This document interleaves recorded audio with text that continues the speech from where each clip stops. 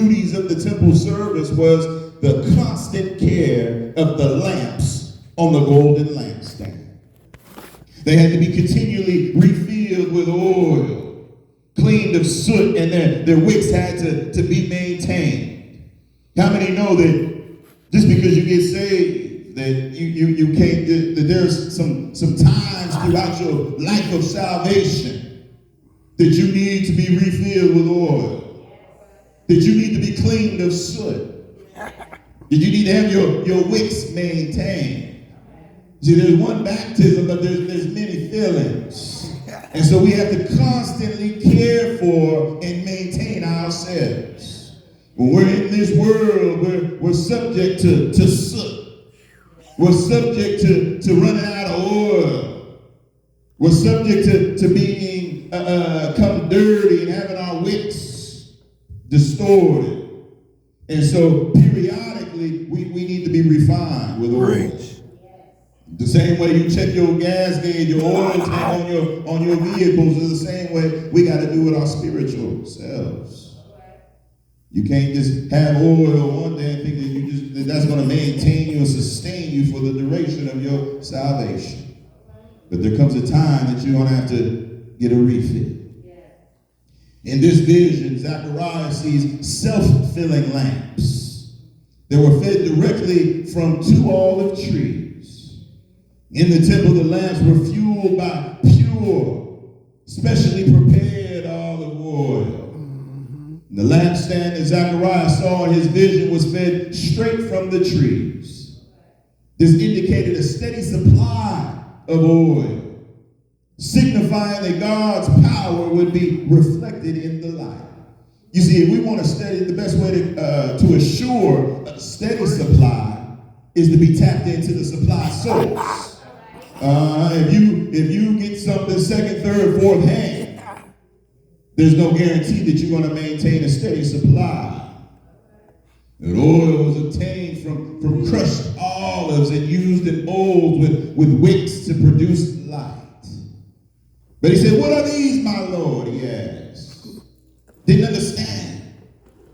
Zechariah saw the vision, but didn't understand what the vision meant. Proverbs 4:7, it says, wisdom is the principal thing.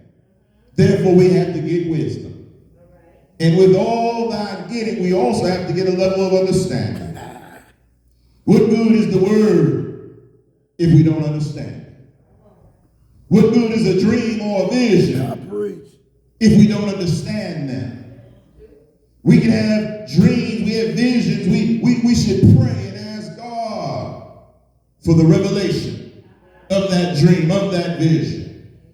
When we read the word of God, we should ask God for revelation of his word so that we can have a greater level of understanding. What he saw was simple, but yet it was unusual. A lampstand with lamps supplied with oil directly through pipes coming from 2 olive trees. See, God often uses simple things to confound the wise. And that's why oftentimes we miss God in doing what he's doing in our lives. Because he's doing simple things and we're expecting him to do something just off the charts. But oftentimes he just used the simple things. The angel made sure that Zechariah knew that he must come to understand the meaning of this vision. If he lacked understanding, that would defeat the purpose of the vision. God, he uses dreams and visions as a form of communication to his people. Acts 2:17, it says, "And it shall come to pass in the last days, saith God, where I will pour out my spirit upon all flesh, and your sons and your daughters shall prophesy, and your young men shall see vision, and your old men shall dream dreams." Zerubbabel, he was a civic leader of Jerusalem and had the responsibility to finish the work of rebuilding the temple in Jerusalem. God has given us all some responsibilities. And it is important that we know what our responsibilities are. See, we always seem like we always know what everyone else's responsibilities are, and not our own. Hello, somebody.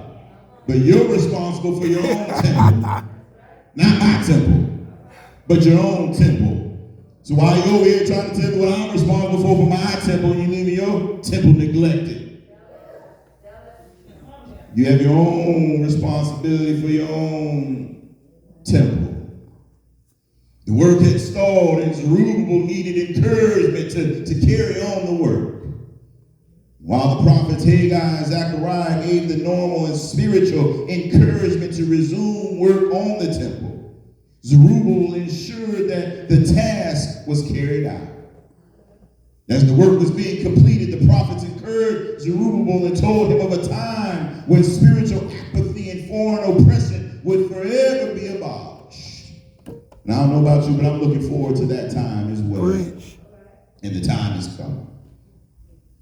It is the belief of many that in order to survive in this world, that a person must be tough, must be strong, must be unbending, must be hardcore. In the vision of Zechariah 3, God spoke to Zerubbabel about the issue of purity. But purity alone was not enough to accomplish the work of God. The work of God also needs resources, and not the resources of human might or power. Might focuses on collective strength, the resources of a group or an army, while power focuses on individual strength. That God says, not by the resources of many or the strength of one, but by my spirit. It will not be by your cleverness. It's not going to be by your ability. It's not going to be by your physical strength that the temple will be rebuilt. But it's going to be by the Spirit of God. The key words are by my spirit. It is only through God's Spirit that anything of lasting value is accomplished. We try to do stuff on our own. It's only going to be for a season. But when we let God do what God do, it's going to be for lasting value. The returned exiles, they were indeed weak. And they were harassed by their enemies. They were tired. They were discouraged. And they were poor. But they had God on their side. Now, I don't know what condition you might be in. You too might be tired. You might be broke. You might be sick. You might be, attitude not feel like it. Got some extra pain. But guess what? You got God on your side. Yeah. You got God on your side. And in spite of being weak, in spite of being tired, and in spite of being frustrated, overwhelmed, discouraged, or harassed by your enemies, you yet still have God on your side. And because God is on your side, you may be down, but yet you'll never out. If God be for you, who can be against you? Greater is he that is in you than he that is in the world. Why don't you tell somebody, I got God on my side. I know they say nationwide is on your side, but nationwide can't do nothing for me. I got God on my side. As we live for God, we must be determined not to trust in our own strength, in our own abilities. We always, sometimes we get in God's way from doing what God is trying to do, because we're trying to do it in our own strength and our own abilities. And it's in our own strength and our own abilities that we're messing stuff up. We're making the situation worse than when it was to start out for. And then we're delaying it from being fixed because God is sitting there waiting for you to get out the way. So our first go-to can't be our own strength, our own might, but it has to be to turn to God and allow God to be God and do what God can do.